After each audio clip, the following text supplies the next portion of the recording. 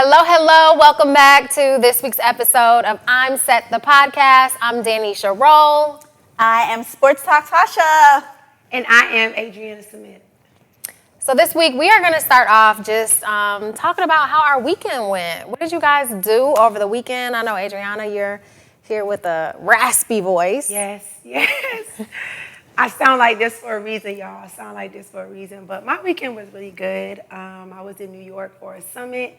I was a speaker there, and it was absolutely amazing. I always love being able to be in my element, being able to speak, preach, pray, do all of that. So I had a good time. Okay, so for those of you guys that don't know, Adriana is a minister. Yes. I have had the privilege of hearing her, witnessing her gift at a conference that I did, and we'll talk more about that in a second. But Adriana, your gift, you have the gift of prophecy. Yes. And so for those of you guys that don't know, that you might be spiritual, not religious, but God gives us all gifts, right? Some of us use them and some don't, but how did you realize that you could prophesy?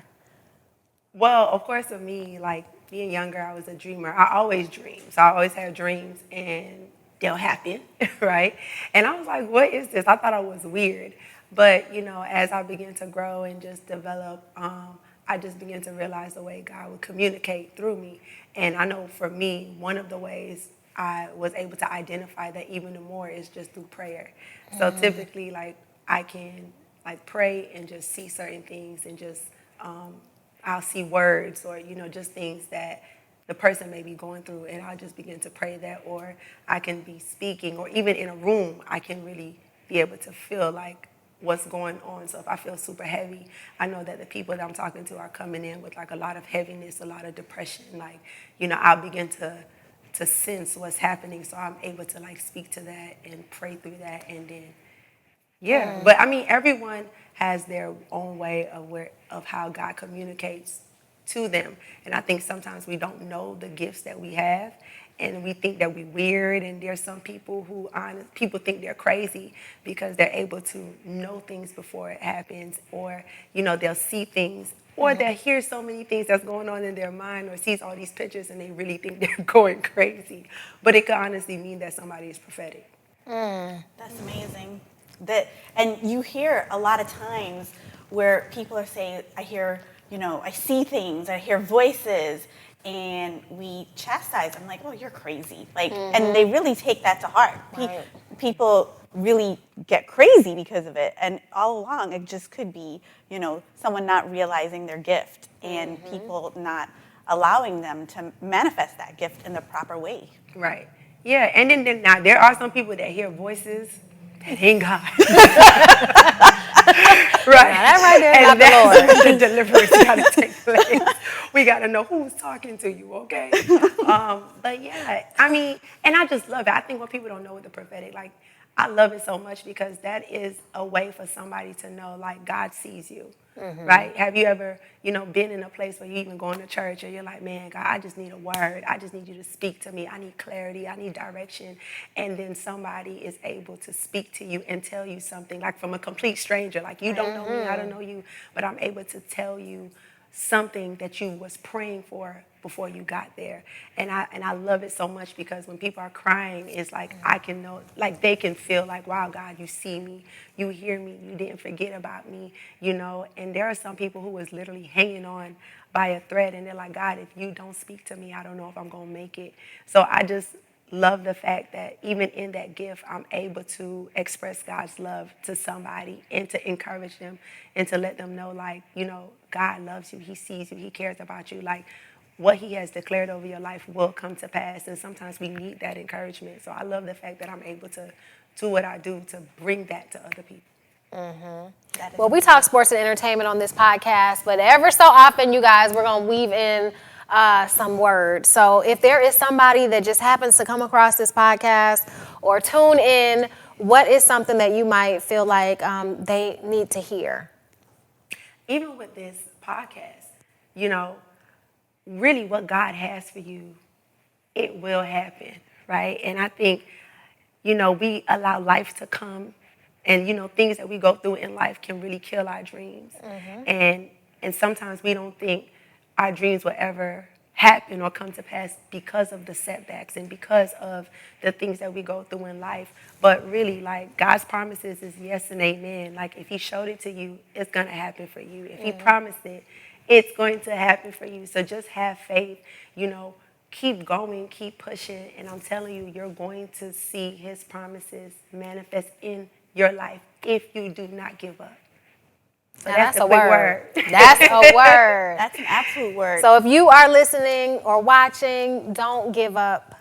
God, his promises are there. All you got to do is stay the course. Stay the course. So this week, we have a lot that happened in sports. Usain Bolt. Now, we need to pray for Usain Bolt. Listen, losing $12.7 million, like, imagine your bank account says $12.7 million one day, and then the next, well, not the next day, but down the line, you open it up and it says $12,000. That's a lot of zeros missing. That's a lot of zeros missing for Usain. And, I don't have the full story of what happened to Usain. I just know that, he made an investment. It sounds like it's some sort of cryptocurrency investment. And unfortunately, within the last year, cryptocurrency went from here all the way down there. So Usain is not the only athlete who's lost a ton of money in that world. We have Tom Brady. We have Odell Beckham Jr., who asked the Rams to pay him in Bitcoin. And Bitcoin dramatically sank. So, you have to be so careful as not just an athlete, as a human being with your money. Because, of course, you want to make sure that your family is set. Like, he said that was his retirement money. And he was looking forward to making sure that him and his family are good using that money. But we all knew that cryptocurrency was not backed by anything. We knew it was something that was just, it's an idea, it's a thought, like it could be this, it could be that. And nobody was sure what was gonna happen. And now we see the tanking, like, the Miami Heat had to change their entire name of their arena because FTX went from Sam Bankman, SBF, because I don't remember Sam Bankman-Fried, went and took all of these multimillionaires and had them invest, not just Tom Brady, in this. It was a scam. It was like a cryptocurrency scam, a Ponzi scheme, basically. So a lot of people lost a lot of money in crypto, and it's sad, but that's where, you don't have the right people in your corner telling you, maybe you shouldn't put your entire retirement fund into something that you don't know for sure is going to work. And on the flip side of it, though, sometimes you have people that are around you and you feel like you're doing your due diligence, you have your checks and balances. Sometimes it is a huge risk, right? But you feel like you not necessarily risk averse, but you have the ability to take those risks because you're making money. And I'll speak from experience. My husband and about 40 players were presented the opportunity to invest in a casino. And initially, it looked like something that could possibly be a great idea. And at the end of the day, it was awful. It never happened. It was a lot of people that were being paid off to say the right things. They went and visited Dothan, Alabama. And, the guys that went were impressed.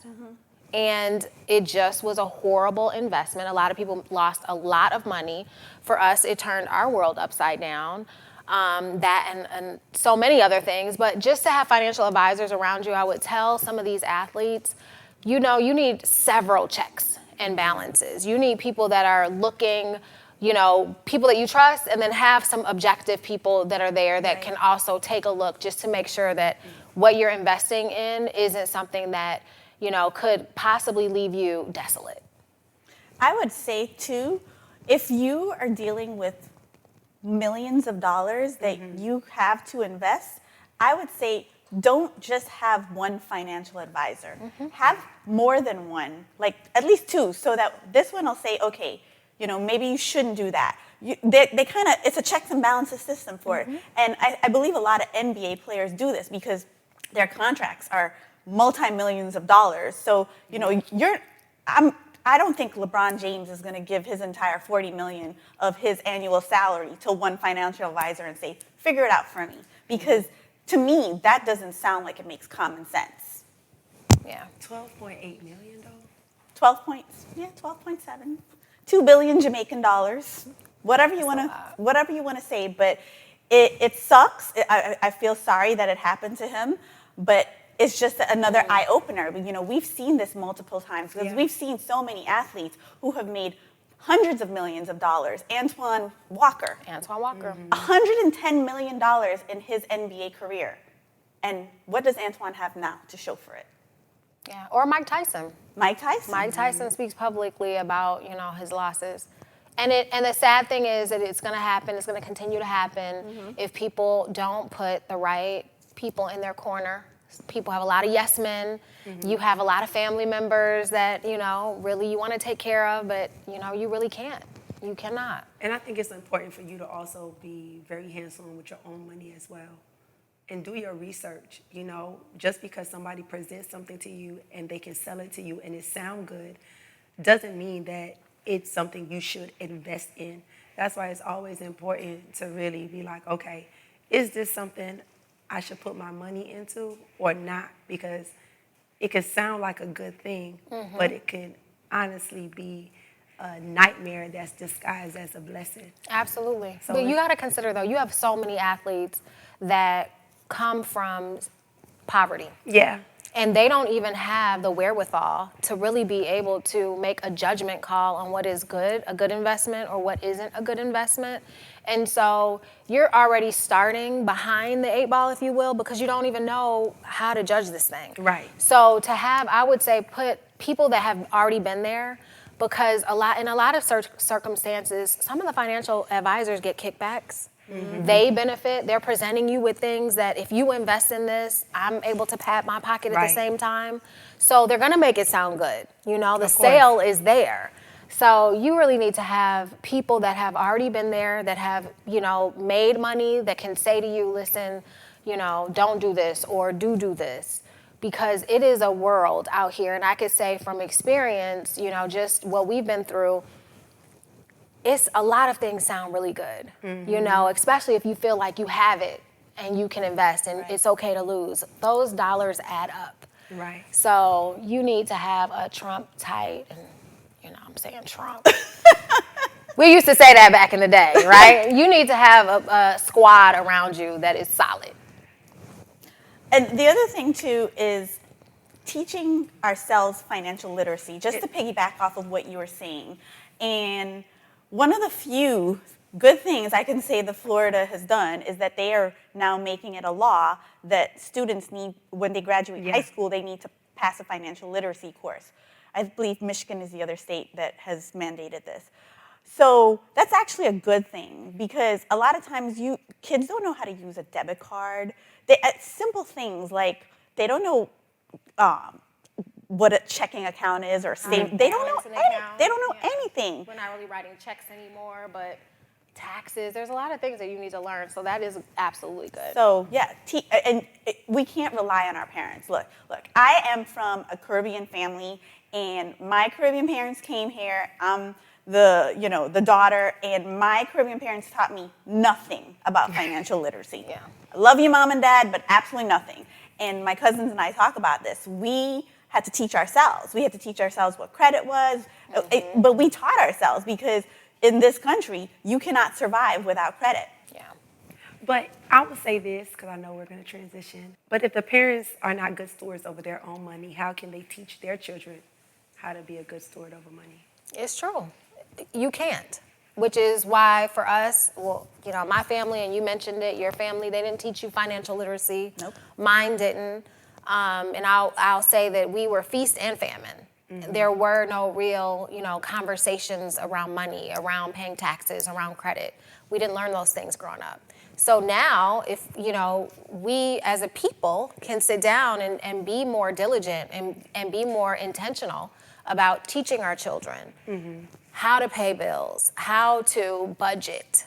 And that's sometimes that word right there is like a dirty word, but we all need to budget no matter how much money you earn, because you can't keep it if you don't know what you have and what's going out and what's coming in. So those are things that we need to do. So if you don't know how to do it, there are so many resources, so many things that we can do, from watching YouTube videos. And I mean, I'm on Instagram, and left and right, there are people that are offering up information.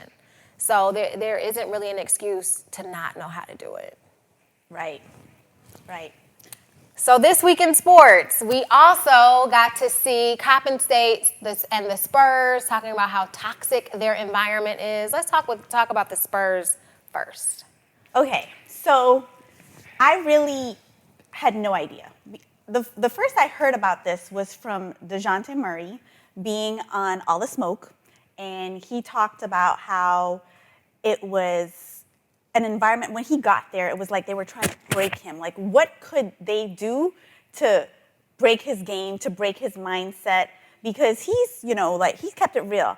I'm from the hood, I'm from the streets, and to him, and he said that he felt that, he knows that they know that this is how he felt, but he thought that they thought that he was gonna bring that to San Antonio. And San Antonio was like, San Antonio, they're the well-respected organization, and Coach Pop, and everybody loves him.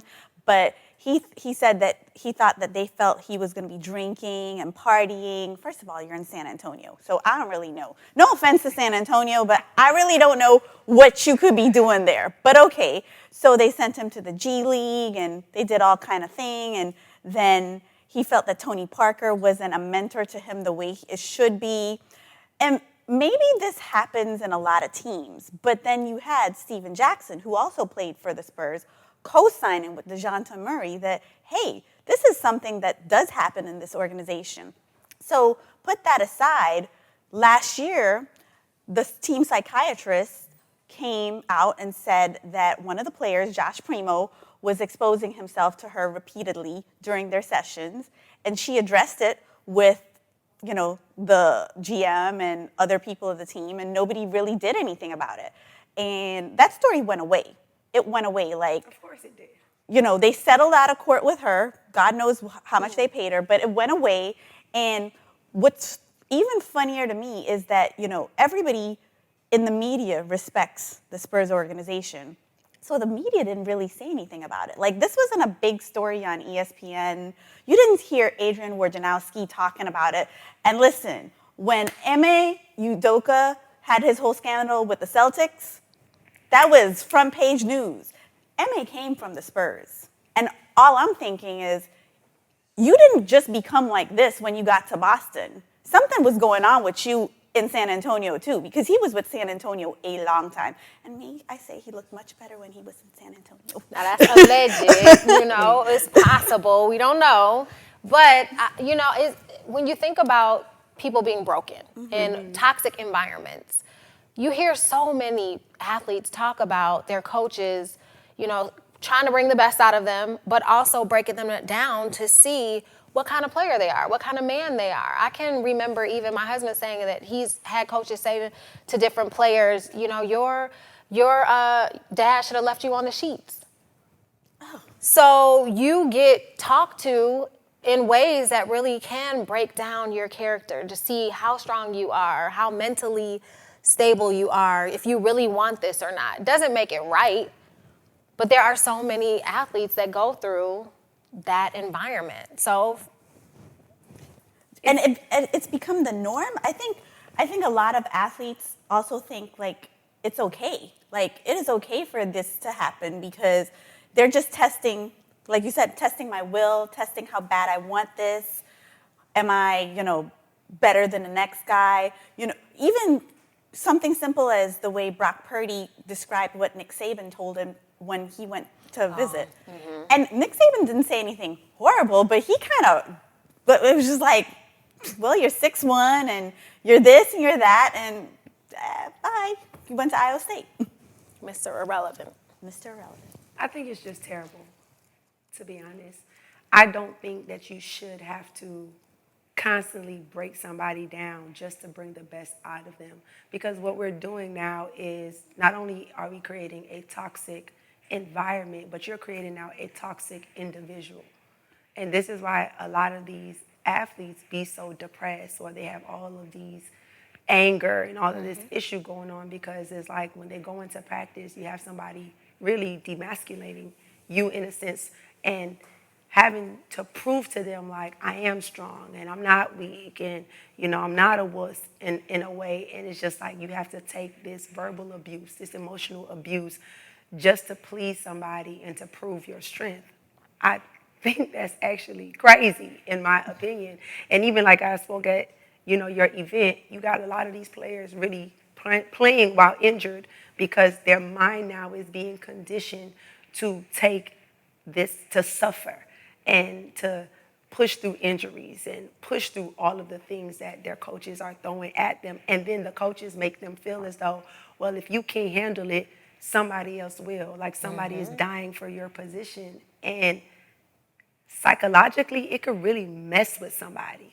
And I don't think we understand that. Like, you don't have to do that to bring the best out of somebody. You can affirm the person, correct them, show them that, okay, you're not strong in this area. And I know, like, we're women speaking about it, so you'll have men that will listen and be like, man, we're men. Like, we don't do all that, that feminine stuff.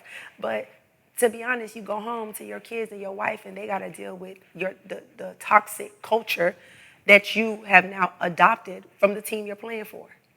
Yeah. And this kind of mentality is not just in sports.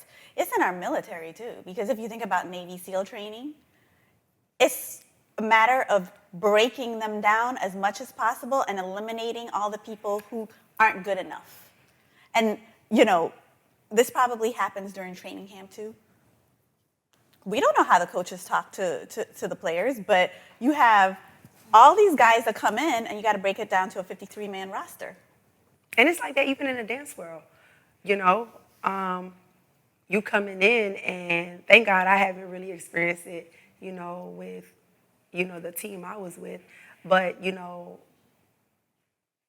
I have also been in environments where you'll see that it can make you feel as though, like, there's always another girl that wants your spot. Like, well, if you don't want to make those changes, you could go. Like, you can leave. Like, it's this culture that is created, this competitive culture that can be toxic, and it can mess with your confidence. It can mess with, the way you view yourself, and it could cause you to, accept a lot of things that isn't right. You hear it with dancers, like when they were suing, the league and everybody, and even things they were saying about the environments they were in and the things their coaches was telling them and forcing them to kind of do. It is very toxic. So let me ask this then. Do you think that wherever there's going to be competition, wherever you have a scenario where someone is fighting for a spot, there is the propensity for it to be toxic? Mm-hmm. Definitely. Look what happened at Coppin State. Like you said, that player was so afraid of losing his scholarship that he allowed a coach to sodomize him. But I think that's a completely different scenario. It's one thing for you to talk down at me and I have to man up and, let it roll off my chest, dust my shoulders off and keep going. And then it's something else where I have to really do some things that, some strange things or different things or things that would really make me question who I am. Well, that's next level toxicity. Like that's not just toxic. That's just outright flat wrong. Absolutely. Because in that situation, there is somebody who, first of all, he was catfish. He didn't know who it was that he was talking to. So this player, Eben Williams, was talking to the assistant coach, but didn't know it. He thought that he was talking to a young woman, and he was sending nude pictures of himself. And so the young woman who he thought he was sending them to then decides to blackmail him, saying that if you don't have a relationship with a coach, I want to see you, send me a video of you and this coach, then I'm going to release all these pictures that you sent. But he kept thinking, oh my goodness, my scholarship is at stake. So he went on and had this relationship with the coach all along, it is the assistant coach. He thinks it's a woman that he's talking to. Has this relationship, and he goes and tells Juan Dixon, who is the coach The of head Coppin coach. State. And Juan And still is, by the way. still is, which is really crazy. And he basically didn't do anything to help this young player. So here we have, the assistant coach who did get fired, and now there is a lawsuit, and it's gone public. So when we talk about toxic environment, this is like the epitome. And I hope, and I'm looking at the camera, and I hope he sued him for every single dollar. But every dollar. Because here's the truth. One, that coach should not be there. Because this is my issue. Especially the fact that he felt like his scholarship is at stake. We don't know what environment he came from.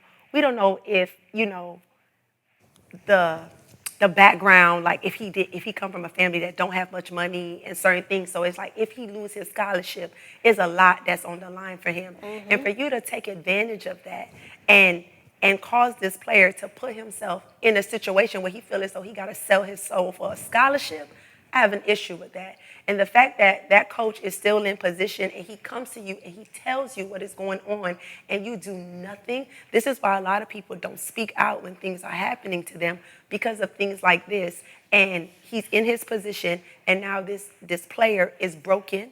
This player has to think about what happened to him, the things he had to do. Like, he lost his scholarship too. And he lost his scholarship. He lost his scholarship Yep. too. And, the other factor that's involved in That's this crazy. is Devastating. that assistant coach was hired by Juan Dixon with full knowledge that he had mental problems. So he knew that this person that he was hiring to lead a group of young men already had issues. Ignored that. Ignored the player when the player came to him. And nothing, like you said, nothing has happened to him. So this further discourages other people from coming forward and saying, this is what happened to me, because now everybody knows he probably feels horrible because, everybody knows this story and nothing has done. There's no retribution for him. And now, too, people will question his sexuality. Oh. Now that's going to be a thing now, and this is a story that is in the news, is in the blogs, is not something that can go away. So it's something that could be easily Googled, and he has to live for that for the rest of his life. And I just think that this is extremely devastating to even be able to hear that. We read about it, we know about it, but to just know that the coach is still in his position, going about his merry way, right? He's getting married or got married. He got married, remarried to his first wife. So, and they've already announced that his wedding is going to be on the final episode of whatever reality show she's on. So, he's unbothered, clearly. But the speculation is that they're getting remarried. So she doesn't have to testify. I hope she used wisdom, okay? Use wisdom, sis. Use wisdom. Please use wisdom, because I'm sorry. There's just no way that I would even feel comfortable saying I do to somebody that don't have that type of conviction. It's awful. My heart goes out to Eben Williams being catfished in that way. It's like talking about catfish. The player who, Notre Dame. Ooh. Catfish. That was, and he was terrified and just didn't know how to say anything and ended up here. And, I watched his documentary on Netflix, and I feel so horrible for him because that not only, broke him mentally, but that forever ruined his professional career. Like, he was just absolutely not the same football player after that happened. Because he's questioning himself, like, he's questioning everything about himself. Mm-hmm. And that's a horrible place to live in. And, for a man, when they get to a point where they feel, like you say, demasculated or anything like that, it's a really ticky-tacky situation. I mean, and we can transition to this topic because this is another topic where you talk about demasculating. So Gabby Union came out and said that in her first marriage, she cheated on her husband, and she felt that it was okay to cheat on her husband because she was the breadwinner. She was paying all the bills. That was her exact word. I was paying all the damn bills. I worked my ass off, and so I thought that was okay. And I mean, she said her husband was also cheating too, but I wonder, is it okay? I mean, you talked about covenants before, and why get married if you're just going to cheat anyway? But I want to hear from our viewers. What do you guys think about, first of all, the catfishing? We want to hear from you. What are people doing to avoid? Because online dating is so popular. Sliding in DMs is popular. People can create all sorts of accounts. What do you guys think about catfishing? How are you avoiding it if you're out here online dating so that you don't end up in the same situation as some of the people that we've gotten to see? And then here you are. What do you think about being in a relationship? If I make more money than you, I set the rules. She was married. Okay, let's make that distinction.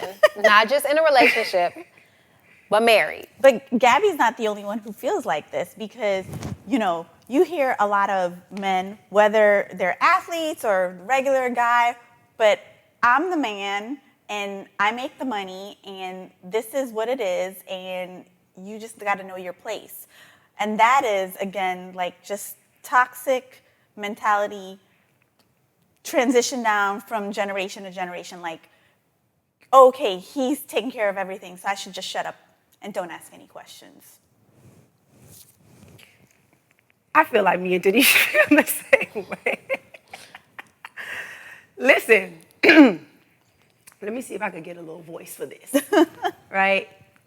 It's a crazy mindset to have. In a marriage especially, I don't care if it's the man or the woman. Just because you're making more money, it does not mean you should feel entitled to cheat on your spouse, right? Because I look at it like this. It's not your money if we're one. Your money and my money is our money at the end of the day, right? And for example, if I'm a woman that's making more money than my husband, if I'm in a position where I'm the breadwinner, that doesn't give me the right to feel as though, like, okay, I could go out and cheat on him because I'm now in a position where I'm able to take care of our household because my husband may have gone through a season where his money may not be where it was when I met him, right? I believe that's what a partnership should be. You can meet somebody today that is a billionaire and tomorrow they lose everything, right? But now you're in the position where you could take care of the household so that way your spouse could get back on their feet. The problem is we don't understand what it means to be one and we don't understand partnership. And for you to feel entitled to cheat on somebody because you're making more money already lets me know that you don't really have a clear understanding of what it means to be married. And I'm not trying to come at her and what she was saying, but it's just a mindset for both the man and the woman to even feel like, well, I'm the man, I'm making more money than you, so I could do whatever I want to do. No, the moment you took me down that altar and you stood before me, your family, your friends, and God and made that vow, that whole cheating and all of that stuff went out the window. You made a vow that you was going to die to self and you was going to be selfless and we was going to become a partner. So that mindset honestly goes out the window the moment you decided to be a husband or a wife. I wish it was that black or white. I think. But it honestly is though. It is it. And I'll tell you why. Because the society that we live in, the outlets that we have, social media, everything makes it so much easier for infidelity to happen. So much easier. Because, you look online and you see this handsome man or beautiful woman and you're like, oh. And they give you some attention back in the DMs and you're like, oh. And it just happens. No. It don't just happen. But let me tell you it does not just happen. You got to be open and susceptible. Like, if you are someone that says, for me, I'll speak for myself. Go ahead. Help the people, Denisha. I am not here to in any way make anyone feel like they have the opportunity. In no way, shape, form, or fashion. Why? Because I love my husband. I am committed to him. Once we got married, there was never a notion that I was going to in any way step out of our relationship. Now, there are people that leave the window open. So then, yes, you're susceptible to people sliding in your DMs, people complimenting in you, and you feel like, oh my goodness, that means something. Absolutely not. Now, when it comes to he makes more money or I make more money, to your point, there could be ups and downs. Where are we in this relationship? Now, okay, if you and some people have an open relationship, not me. I wouldn't see my sanity, my mental health, my physical health, my pH balance, come on. my I want freedom. you to know, I was just playing devil's advocate No. because I'm not the one either. Please believe. But I just wanted to. I cannot. Plus, when you know who you are and what you have, somebody else might go crazy. Literally. So I cannot play with it. And I think that goes along with knowing your value. Right? So, yes, you might bring the money to the relationship, but baby, I bring some things too. Right. So we have to not play those games because it can be very dangerous. And speaking of being very dangerous, we've seen instances where you had people who entertain certain things and it almost cost them everything. God rest his soul, but Kobe Bryant, right? When that whole situation happened. He could have gone to prison. He could have went to prison, and that could have messed up the legacy of his life. Right. And so people got to really think about. Or you say Kobe Bryant, for us, Steve McNair. God rest his soul as well, because he lost his life, literally lost his life because of an extramarital affair. Right. So we got to think about it like, people say it like, well, freely, you could go out and do what you want to do. Or, well, because I'm making money, I could go and cheat. But it's like, but what is it going to cost you? Is it really worth it? I'm going to look at the camera. Is it really worth it? The answer is no. Is it worth you losing your family, you losing your children, you losing your peace of mind, you losing your life? Because we cannot act like people are crazy. And there are some people that's like, well, if I can't have you, nobody will. And then we over here watching true crimes and, you on Forensic Files and the ID channel, right? Because you decided to step out of your covenant. Your covenant is like an insurance, it keeps you, it's a protection.